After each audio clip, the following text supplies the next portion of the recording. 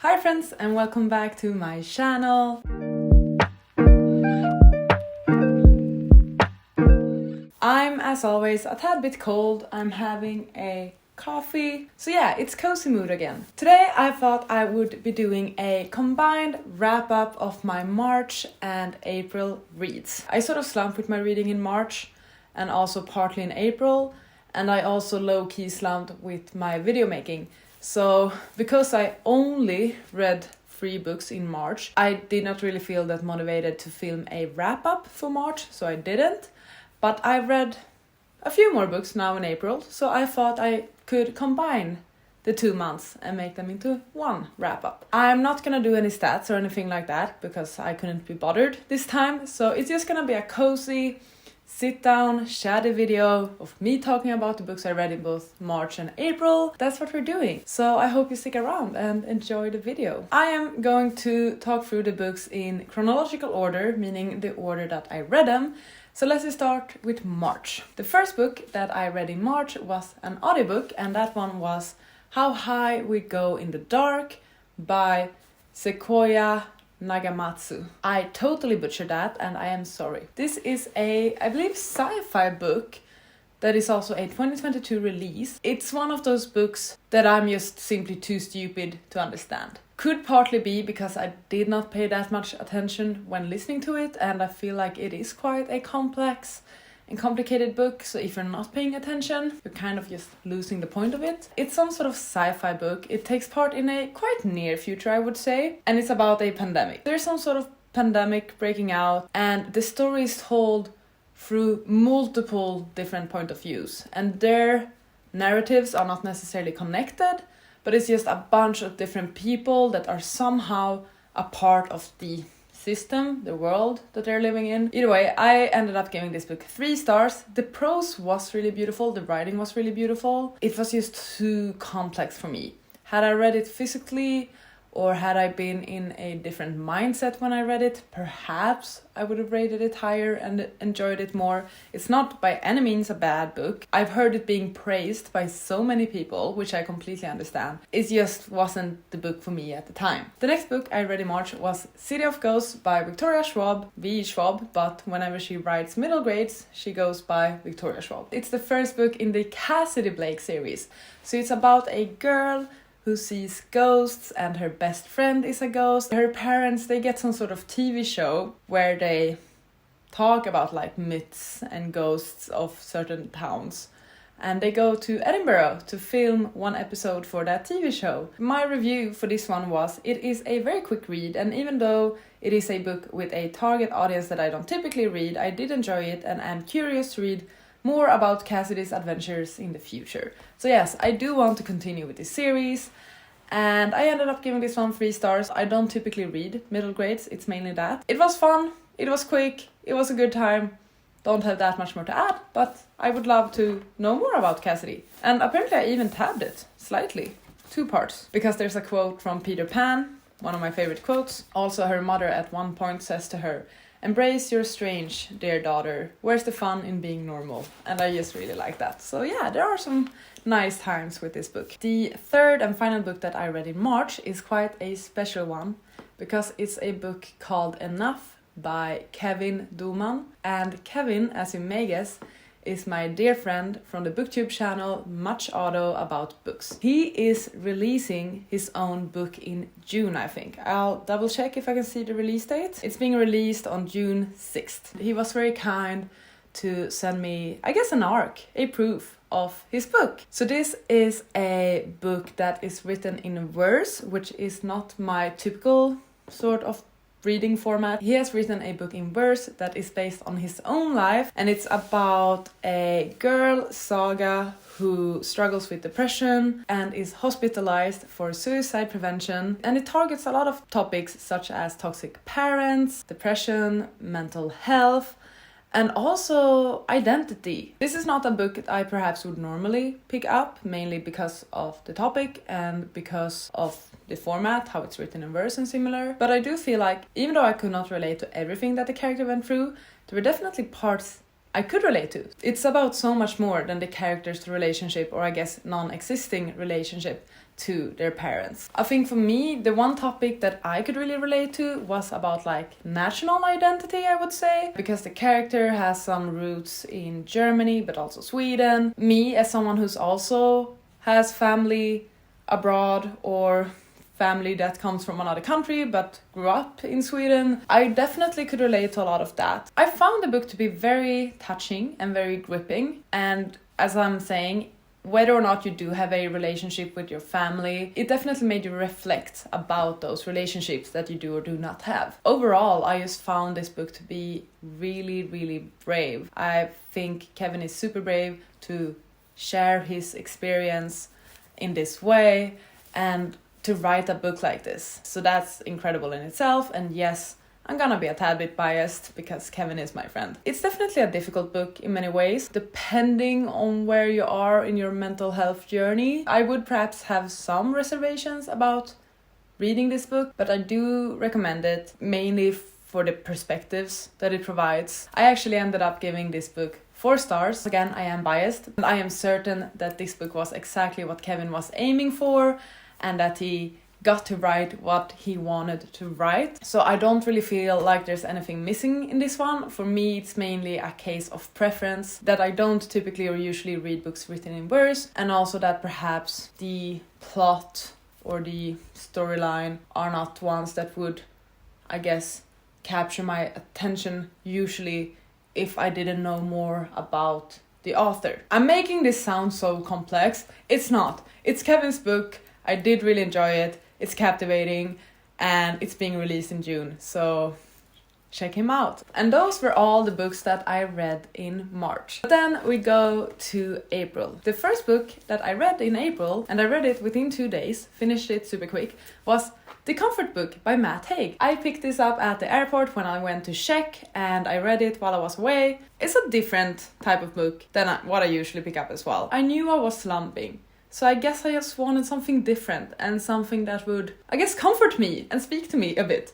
So yeah, I did pick this one up, and I'm quite glad I did, because it did make me more excited about reading too. This book is actually nonfiction, and it's basically just a bunch of notes and scribbles by Matt Haig, who is the author of The Midnight Library and many other books. Basically his notes and words of encouragement and stuff like that. And some pages are like just simple words or like small paragraphs, and then a few pages might be longer stories or whatever. What I enjoyed about this book was that it felt very simple, it felt very human, and it felt like something that I could have actually written and published myself, which I appreciated, because I write notes like these all the time, on my phone, in my notebook, on the computer, like everywhere. I feel like I have notes similar to these ones. In a way, it was quite good to see that all those thoughts and ideas that you have in your head, that you can actually make something out of them. I also appreciated that compared to many other self-help books, this one did not tell me what to do, how to think. It just accepted. It just was. Sometimes you get tired by books telling you that, oh, but if you only do this, it's gonna be so much better, and yada yada yada. Like, no, this one is just like, oh, you're feeling sad? Okay, feel sad. Or basically, it doesn't say that, but you get the idea. So the book didn't really put itself on some sort of pedestal saying that I got all the answers and I'm gonna comfort you. It didn't do that, and I like that. Did I find everything in this book interesting, relatable, informative? No. I think there were many passages in it when I was like, this is just pointless. Why are you writing this? Why are you sharing this? I don't care about that. But that's sort of the point as well. And then there were parts that I really enjoyed and really connected to. So I've actually dog-eared the book, because I felt like this was that sort of book that I can just like fling around and throw around and dog-ear and crack the back. If the book tells me in the author's note that I can basically handle it however I want, I'm gonna do that. You can read it how you want. You can start at the beginning and end at the end, or you can start at the end and end at the beginning, or you can just dip into it. You can crease the pages, you can tear out the pages, you can lend it to a friend, you can place it beside your bed, or keep it next to the toilet, you can throw it out the window. There are no rules. I'm going to listen to that fully if a book tells me to do that. So, like, I've been reading it like this, I've been dog-earing it, it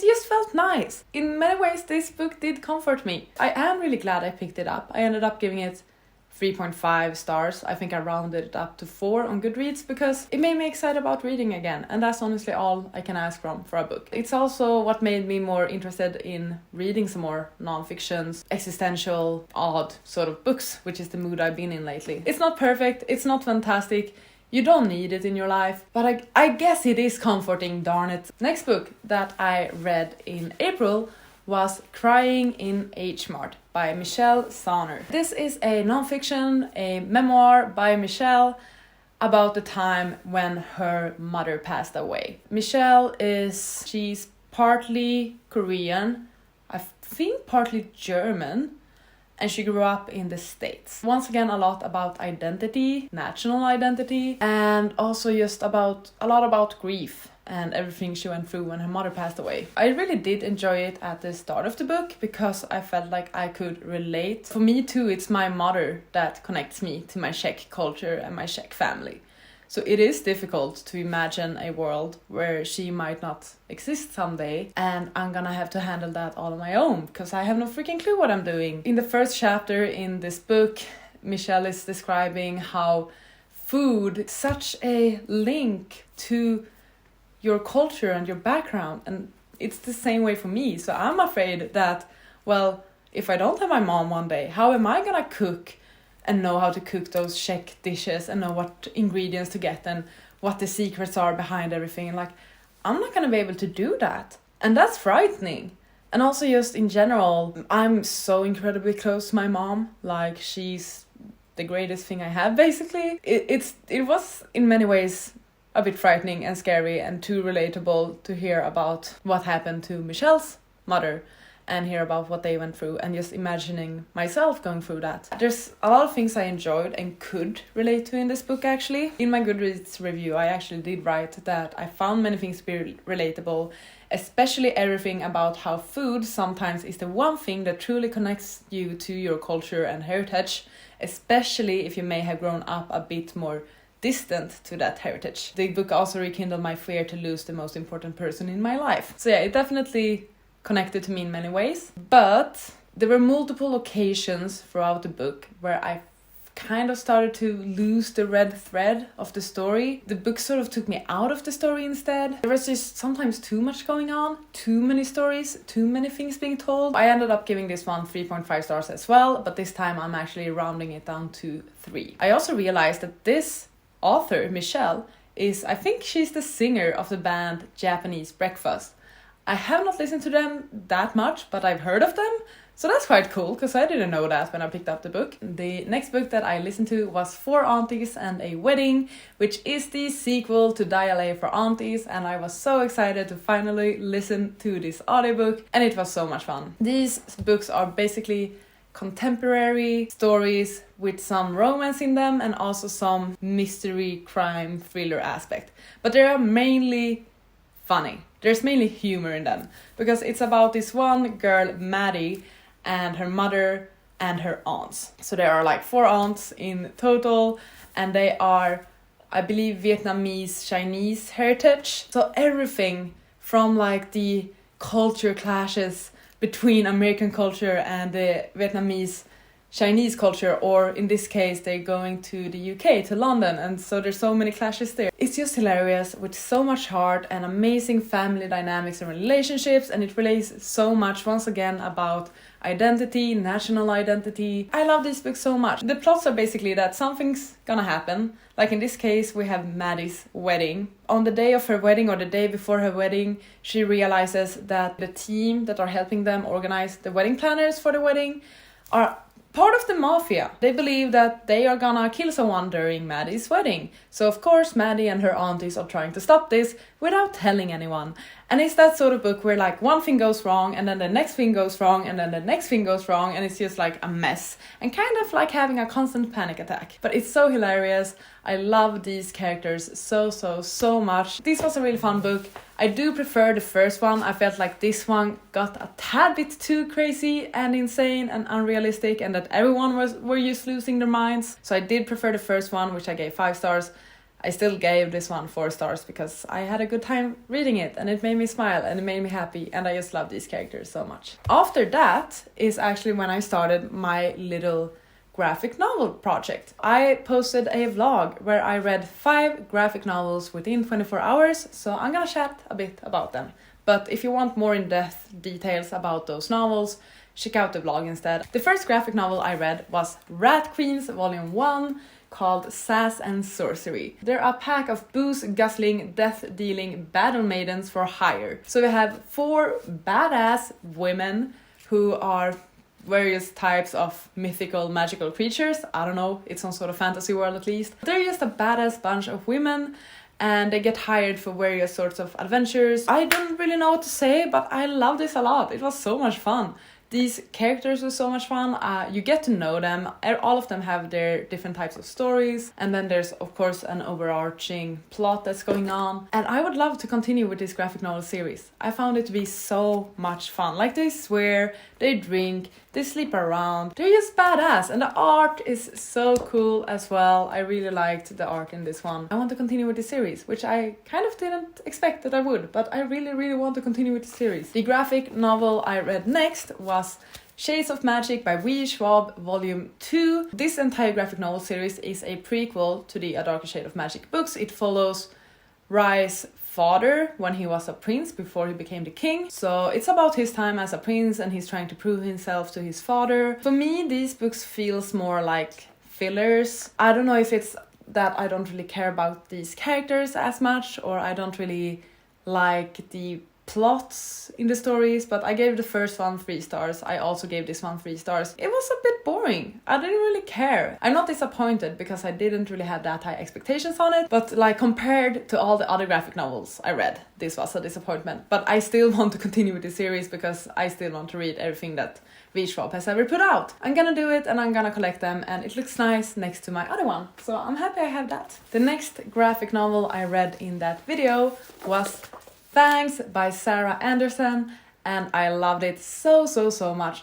It's this cute, quick, easy, simple, almost like comic strip panel like graphic novel about a vampire and a werewolf that start dating and fall in love. And it's so much fun. First of all, the book is stunning. I'm always gonna mention this whenever I'm talking about this book. The book itself is stunning because it is red and cloth bound with black sprayed edges, and it looks so cool. And then the insides are also like, it's so funny. It reminds me of Strange Planet. I read this so quickly, but I definitely think that I will pick it up again sometime in the future and reread it because it just made me smile like a freaking fool. It's hilarious, like the vampire is hilarious, the werewolf as well, and just how they're trying to figure out their dating life and like life together. It's funny, it's cute, it's a good time. I highly recommend it, and of course I gave it 5 stars. Following Fangs, I read Buffy the Vampire Slayer, the reboot, Volume 1, and this is some sort of rebooted version of Buffy the Vampire Slayer. I love Buffy the Vampire Slayer. The TV show is probably my favorite TV show of all time, and this is basically Buffy retold, but with a new perspective. It's the same universe. I guess the timeline of the events are different compared to the TV show. So, for example, there are characters that shows up in this one that in the TV show doesn't show up until like season 4 or something. Also, some of the plot lines, like one of the characters being queer, that character is already queer in the first volume, while in the TV show it takes like 4 seasons for the character to get there. They are so similar to the TV show, and they could relay so much emotion. Like, I was so impressed because I got at times emotional when reading this one because these characters are really struggling with everything from self-esteem to loneliness to like anxiety. Like, there's so much going on with these characters. I felt so nostalgic reading this one because I love the show, I love the characters, but also like the art is so freaking beautiful. Like, these are gorgeous. I loved this, and this is once again a graphic novel series that I definitely want to continue to read. I'm so excited about it. It was so cool. I was so glad being back in Sunnydale. I had a good time. I ended up giving Buffy 5 stars. It was nostalgic, it was a good time. I don't know what it could have done more, so it definitely deserves a 5 star. The final graphic novel I read for this little project of mine was Saga Volume 1, a very popular graphic novel series. And I completely understand why. It's some sort of sci-fi graphic novel series, I would say. It's so cool. It's basically star-crossed lovers in space. So we have these two characters. They are different species from different planets. And they fall in love. And they have a baby. So at the start of the book, she is literally having her baby. I guess the people that rule this galaxy or something, they don't approve of this. So they are looking for them and they are running away. Like, there's a lot of world building in this one. The world building in this one is great. Also, this book is definitely adult. So there is more nudity in this one compared to the other ones. I don't think the other ones really have any nudity. They may be adult because of swearing and similar and violence and blood. This one is adult because all of those reasons, but also because there's a lot of nudity. So just keep that in mind if you're not comfortable with it. It's a really cool story. I, once again, definitely want to continue with the series. I ended up giving this one 4 stars because for me, Buffy was very nostalgic, Fangs was just adorable cuteness, and this is more on the level of Rat Queens, where I really, really like them both. But they are not entirely there, but they could be. So those were the novels I read for my little graphic novel project. Let's get back to some more books. The second to last book that I read in April was Luster by Raven Leilani. This is a book I've been super excited about. It's some sort of coming of age about a woman who is in her early 20s and gets into a relationship with a man who is married, but he and his partner have agreed to have an open relationship. We're following the main character, and she's basically struggling through life. She doesn't have a lot of money, she doesn't live in the best conditions, she's a struggling artist, and she struggles with relationships and has constant guy issues, I feel like. It's a very adult book in the way that there's a lot of talk about sex. Always, constantly, a lot of talk about sex. I'm so conflicted about this book because I really liked how it was written. It's sort of written in like paragraphs in a way that I found to be really interesting in how the story was being told. But it felt a bit too extreme at many points and very just like unreasonable and not believable at times. And like some of the events and stuff that just happens in it, I'm just like, what? Who would do that? No person would actually act the way that some of these characters act. For me, it was many things that just felt too out there. I did like the writing and the storytelling. I just found the story itself to be a bit too extreme, a bit too odd, and there was just a lot that didn't really make sense to me. And also, there isn't really a plot in it, I would say. I ended up giving it 3 stars. I am intrigued by it. I'm so glad I read it.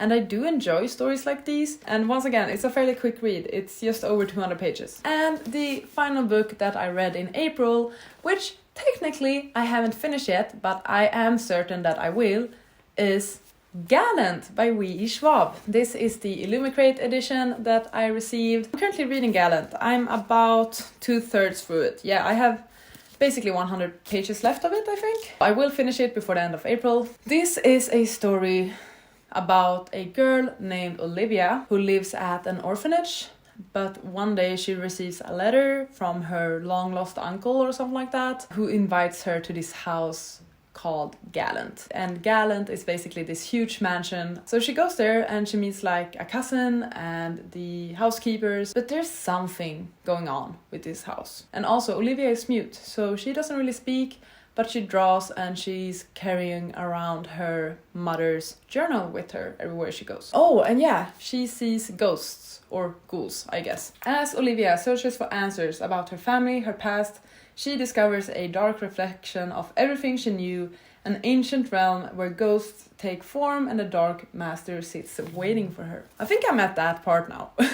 Plot-wise, story-wise, I'm quite conflicted. I don't really understand what it's about. It's definitely more atmospheric. It's lacking in character and in plot, but it's a very atmospheric read.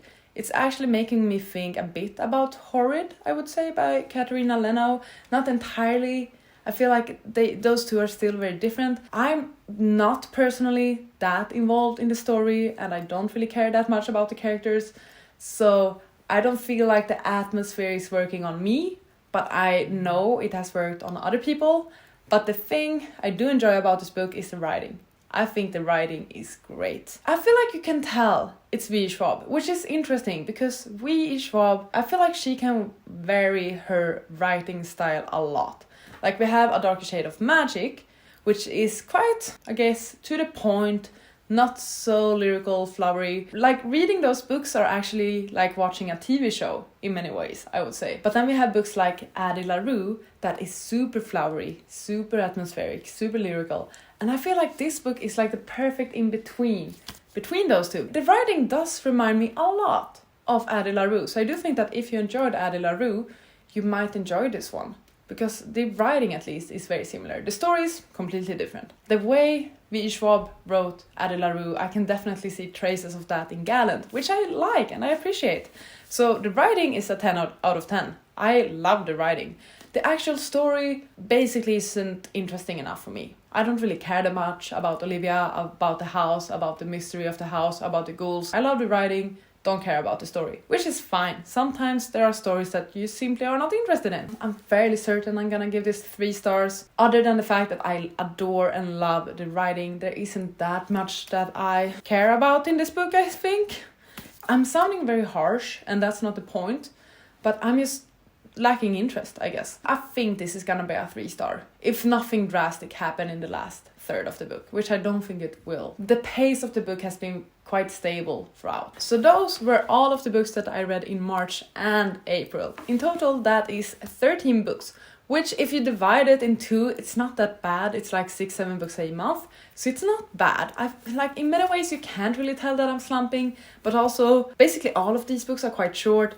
5 of them are graphic novels that I read within half an hour each, basically. The books aren't really that long, right? They're all fairly short books, which has been nice. But I've also gotten through a bunch of my physical TBR as well, which is great, and I've already drawn prompts for those. If you don't know, I have a book buying game where if I read 5 books of my physical TBR, I'm allowed to draw a prompt from my chest. That is a prompt for a book I get to buy. I think the 2 prompts I got were to buy an ebook and to buy a book for a video. And I had a coffee here that is now cold because I forgot about it. So that's my very chill and laid back wrap up for both March and April. Obviously, getting through some more Victoria Schwab, Luster that I've been eyeing for a while. These graphic novels have been with me for a while. And I've just appreciated the mood of reading I've been in April. I feel like my reading in April was quite diverse. Thank you so much for watching. I really hope you enjoyed. Please take care and I'll see you on the next one. Goodbye! You gotta just go for it. Don't think about what comes after